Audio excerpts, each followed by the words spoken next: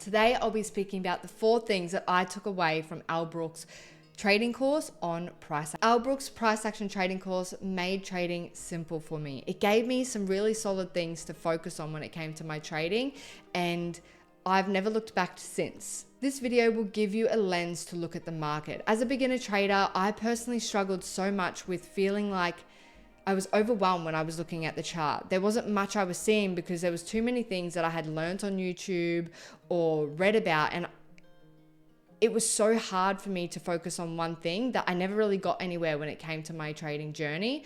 And when it came to this course, Al Brooks simplifies it so much for me and gave me so much more than any indicator will. But guys, to become a successful trader, we all know what I'm about to say. You must journal. It's never going to be handed to you on a silver platter. I can give you this course. The lucky winner can get this course. But if you don't do the course, journal your trading, you're never going to become a successful trader. You have to do the work. You have to mold your brain to think like a trader. What I mean by that is every time we start driving a manual car, you've got to focus so intently on things to get from A to B, right? But as you continue to drive a vehicle, it gets easier and easier. It gets automatic. That's what journaling will help you do. You get those reps in to become a better trader.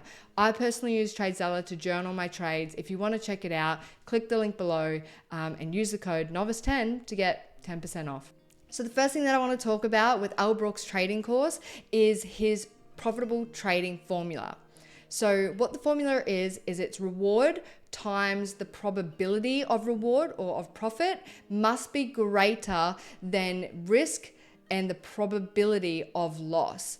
Now, by all means, we're not calculating this every time we're in a trade, but it's really showed me a way on how to think about trading.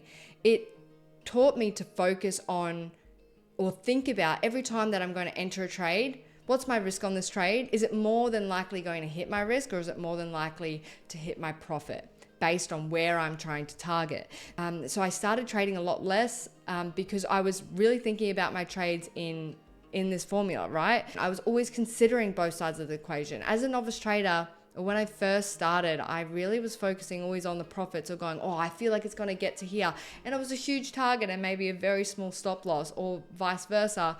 And it really taught me that you have to look at both sides of the equation to become a profitable trader, because even if you did guess the direction correctly, let's say, but you did 1R and the probability of that win for that trade was 50%, then over time you would actually be a break-even trader, or worse, negative because of all the fees and everything associated with trading. This is something you should be thinking about before each and every trade, so you're not having those impulsive trades come in. All right, so the second thing that I want to talk about, guys, is the two-legged move. Now, I'll probably show it up on the chart just to show you a few examples of this, because when I first heard it on the course, I was kind of like, this can't be legit. But when I looked at it and kind of did my own research, journaled, again, journaling, I did find that it's true. It does happen a lot. And essentially what it means is the market loves to move in 2 legs, right? You might get a bullish leg, a 2-legged pullback, and then one bullish leg again before it may do a deeper reversal, right? Now, keeping in mind that these 2 legs could be a part of one smaller leg on a higher time frame, we know that the trading charts are fractal, so of course, it's not just straightforward like anything else, but this helped me find out where I was when I came to the trading session, right? Sometimes when you sit in front of the charts, you see all these up and down movements and you don't really know the direction, right? This helped me find a directional bias when it came to my trading, because a lot of the time, if I come onto the chart, I can see the first leg, or I can see 2 legs have already formed. Now, keeping in mind, depending on the day will depend on what time frame I look at. For example, if we're in a range in the 5-minute chart, I may be able to go to a 30-minute chart and see that there's one bullish leg and that we're in a pullback in that. Something I want to add that he also talks about in the course is that the moves are equivalent when it comes to measuring them. So oftentimes the first leg is as long as the second leg. What this helped me to do was work out targets. So if I'm entering on that pullback, I can really work out where to target my profit taking and be realistic within that. Because again, as a novice trader, you put this huge target. You're always so what's the opposite to pessimistic? Sorry, optimistic. You're always optimistic on your targets, and you're always pessimistic when it comes to your stop, which is the wrong way to think about it, right? This helped me identify a possible target in mind. So if price was stalling at this level, I would go ahead and take my profits off. Now, not all the time, because I could maximize on a trade by keeping, obviously, my contracts in. But this just helps me identify levels to consider when trading. Now, of course, if they align with my 30-minute resistance or support, this was even more confirmation for me when it came to my trading as well. This leads me to the third thing, which is measured moves. Now, this in particular relates back to the first leg and where you need to enter on the pullback. This helped me so much because it gave me somewhere to expect the pullback to go to, right? How long or how many times have you been caught in a pullback trying to go long and it keeps tapping you out? On the fourth, fifth trade, you finally get in and it then goes your way, right? How do you avoid taking all those trades before that one trade? This next one really helped me do that. Al Brooks talks about a 50% drawdown or drawback or pullback move from the first leg. Now, again, I found this hard to believe.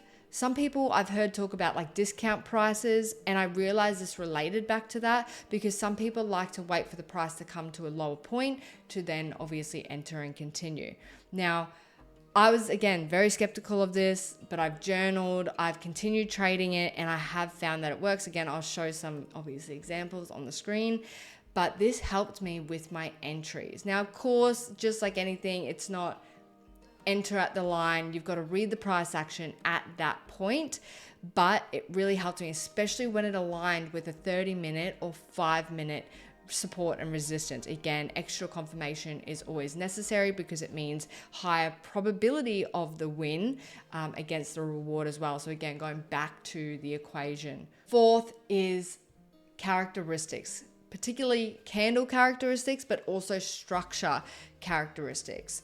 Something that he talks about is basically gaps between support and the resistance made. Now, again, I'll probably have to show this on a chart to really, I guess, express it, because it's very hard to explain without a chart in front of you.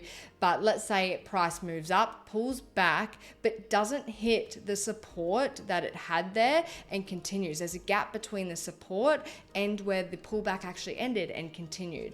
This can show a bullish strength because it's not coming back for support. It's actually finding support even earlier than that. Now, he also uses gaps in other ways, such as between the candles. So if there's gaps between each body of a candle, it can also show strength. So this can help you when it comes to actually entering a trade or judging the price action when you're thinking about entering the trade, because you want to see strength in the price, right? You don't want it to look weak or choppy. So this can really help with that. Whilst we're on the topic of gaps, he also talks about negative gaps. So obviously, it's pretty self-explanatory, but I want to explain it and show it as well, which is, let's say there is a negative gap between the bodies of the candles, so they're overlapping. It can mean that there might be some weakness in the price. Now, of course, you've got to take a lot of things into consideration, but in saying that, this is one of those things that will be able to help you judge the strength of price. Because let's say it does go up a few pips or a few ticks, but a way you can judge whether it's going to be a decent amount so that the reward is high enough for you to take this trade is by judging the strength. Because if there's strength in the move, then it's likely to be a longer, larger move, right?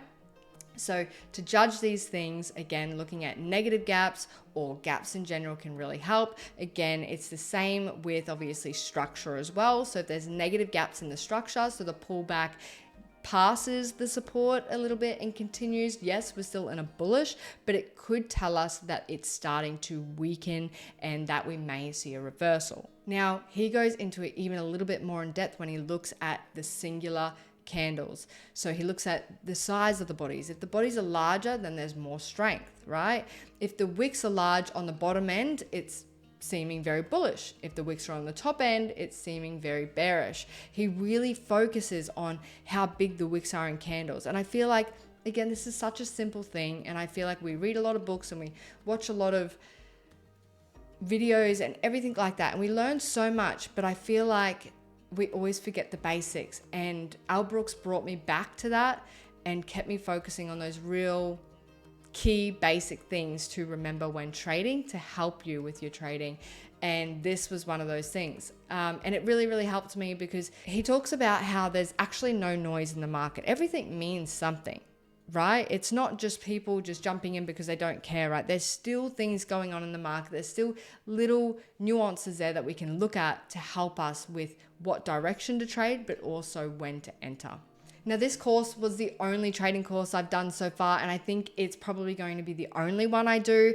But guys, again, you must journal. I have found most of my growth come from my journaling rather than any course or any book I have ever read. So please make sure when you are learning on the trading course or anything like that, that you continue to trade, you journal your trades, you take your time, you learn, and you'll see yourself improve day in, day out. It might be very microscopic, but I promise you, when you look back, you will see the improvements you've made. For example, for me, I've come from a losing trader. I'm now break even, and I'm really starting to feel my momentum and growth happen. And that has all come from my trading.